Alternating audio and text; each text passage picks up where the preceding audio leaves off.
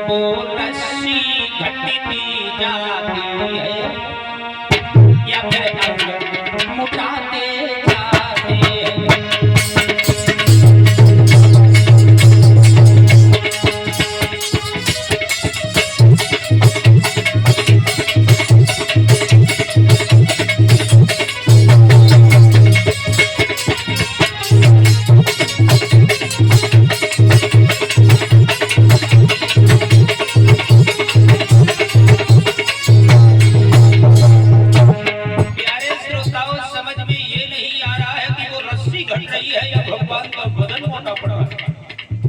ऐसा ही नहीं भैया,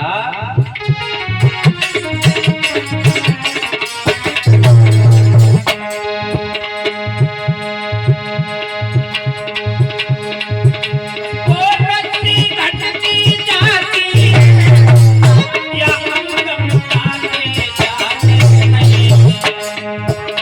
मैया जिलाती जाती है मोहन मुस्कुराते जाते हैं।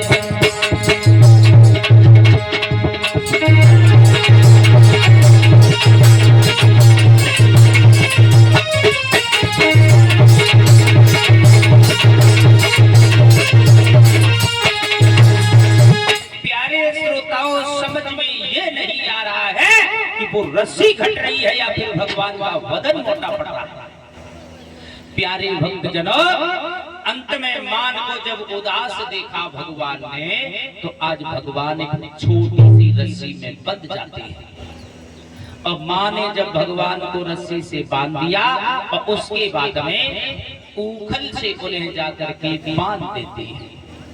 इधर मैया तो घर के काम में लग गई, भगवान को ऊखल से बांधने के बाद में तो आज भगवान ने ऊखल में एक झटका दिया और झटका देने के बाद में उनके आंगन में दो वृक्ष खड़े थे, यमला और अर्जुन के।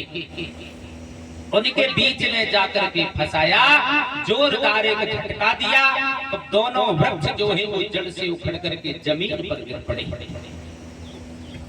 और जब वृक्ष उखड़े हैं तो उनमें से दो पुरुष प्रकट हुए। कौन थे वो दोनों? तो कवि कल्पना करते हैं वो दोनों जिनका नाम था नलकूबर और मडग्रीव। कैलाश पर्वत पर रहने वाले थे, कैलाश निवासी थे, शंकर जी के वरदानी थे, लेकिन दोनों घमंडी बहुत थे, अभिमानी। इतने घमंडी थे परीक्षित जी, एक बार दोनों ने शराब पी, दारू। और देखो दारू एक ऐसा रतन है, समुद्र मंथन जब हुआ है तो उसमें से 14 रतन निकले, उसमें से ये बारूदी भी निकली, जिसे शराब दारू हम और आप बोलते हैं। 14 रतन जो निकले हैं, श्री रत रंभा बारूदी अभय शंख गजराज धनवंतर धन धेनु तरो विश्व चंद्र और वाच। बारूदी शराब दारू एक ऐसा रतन है जो प्राणी को धीरे धीरे पतन की ओर खींचता है। और परीक्षित जी, दो चीजें ऐसी हैं जो कभी जात पात नहीं मानती, एक विद्या और एक शराब। विद्या को मैत्र पड़े चाहे ब्राह्मण परहेज नहीं करेगी, आएगी। ऐसे ही दारू है, अगर दारू को बलवान पिए तो नशा, कमजोर पिए तो नशा, धनवान पिए तो नशा, अज्ञान पिए तो नशा। दारू की जात पात नहीं मानती। तो दोनों घमंडियों ने शराब पी। और ये तो जाने ही लो, जब दारू पीने के बाद इंसान का ढंग कुछ अलग हो जाता है। दारू पीने के बाद में उसके समान दुनिया में कोई नहीं रहता।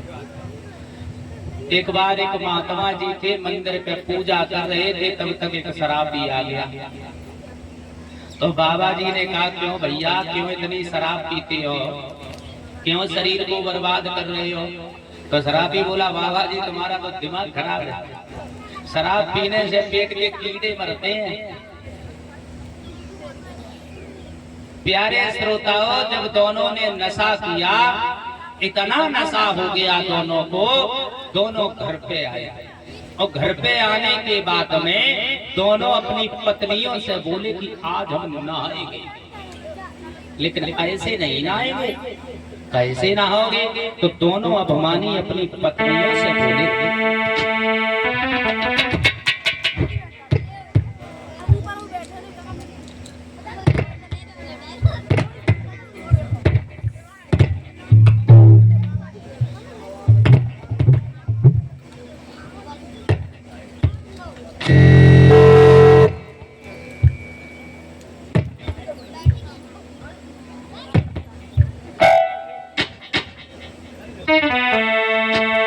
बोले नहाएंगे, लेकिन ऐसे नहीं नहाएंगे। कैसे नहाओगे? तो दोनों मंडी बोले, एक वस्त्र उतारो मेरी प्यारी, और अजब नंगे होई के नहाने।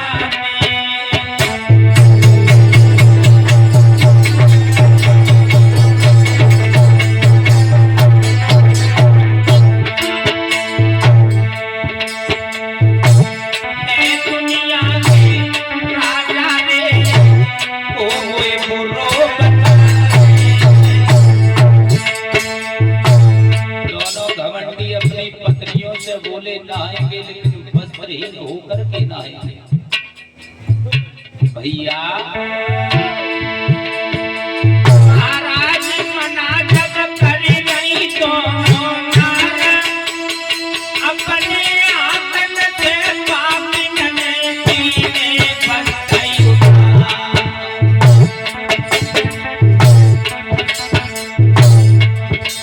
वो जमीन बस गई न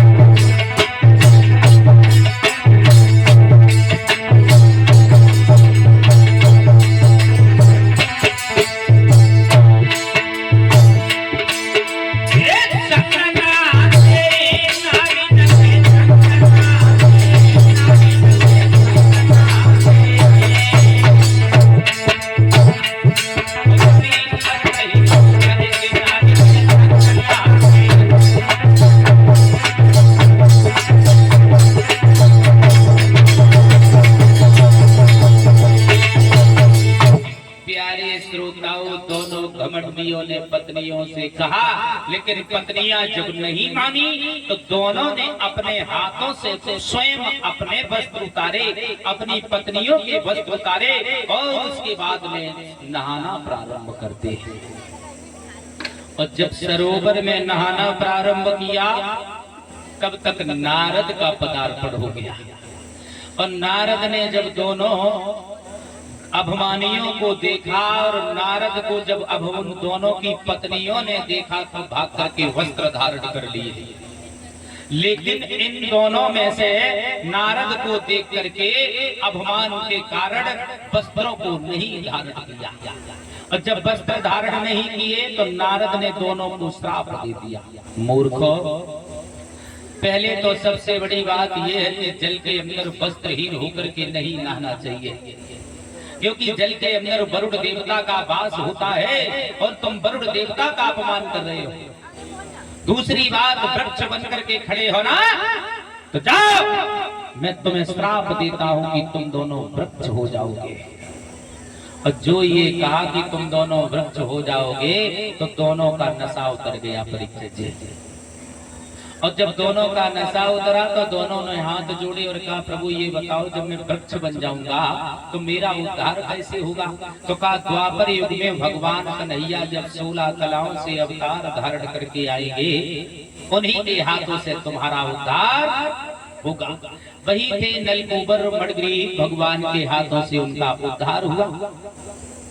प्यारे श्रोताओं, भगवान दिन प्रतिदिन बाल लीलाएं करते जा रहे हैं। एक दिन भगवान ने कहा है कि मैया कन्हैया, कहते हैं माँ से कि माँ, बलराम भैया सभी ग्वाल वालों के साथ में गाय चराने के लिए चले जाते हैं, मैं घर पे अकेला रह जाता हूँ, हमें अच्छा नहीं लगता।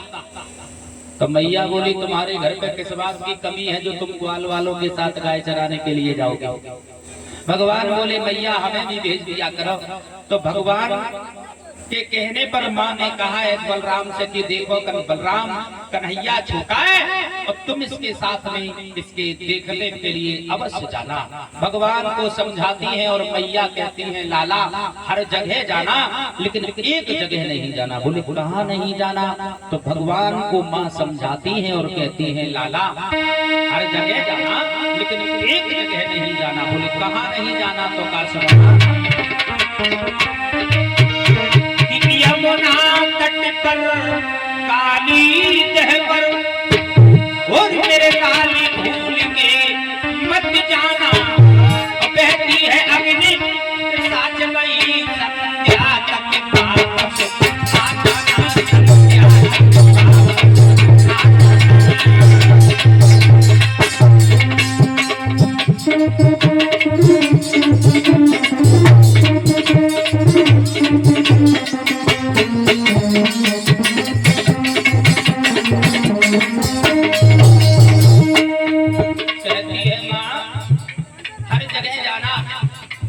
लेकिन एक जगह नहीं जाना, काली देह पर नहीं जाने का, क्योंकि काली देह पर कालिया नाग आकर के बस गया है जो कद्रू का पुत्र है।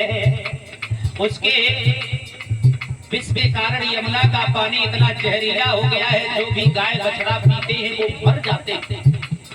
समझाती है मैया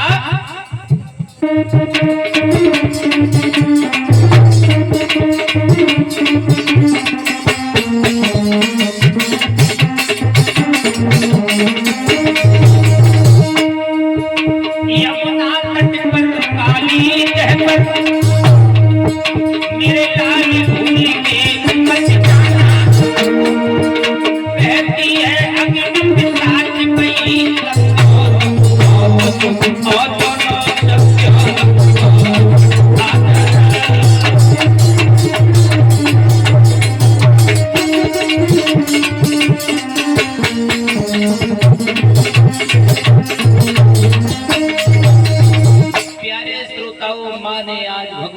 समझा करके भेज दिया। इधर भगवान गायों के साथ में घूम रहे हैं वन में और उधर बकासुर नाम का राक्षस कंस के करीब पहुंचा और कंस से जाकर के कहा है महाराज ये चेहरे पे उदासी क्यों है? आज से पहले इतना उदास चेहरा तो मैंने कभी नहीं देखा। तो कंस ने दोनों हाथ अपने हाथों में लिए बकासुर के और कहा देखो भैया बड़े बड़े बलवान योद्धा भेजे मैंने, तृणावत भेजा, केसी भेजा, बहन पूतना भेजी, शठकासुर भेजा, धैनकासुर भेजा, लेकिन कोई लौट करके नहीं आया। किसी ने आकर के ये नहीं बताया कि मेरा काल है तो है कैसा। बकासुर नाम का राक्षस बोला महाराज मैं तृणावत केसी जैसा कायर नहीं हूँ, जाऊंगा तुम्हारे काल को मार करके शीघ्र वापस आऊंगा। तो कंस ने दोनों हाथ अपने हाथों में लिए और बोले भैया तेरे अलावा हमारा इस दुनिया में कोई नहीं है।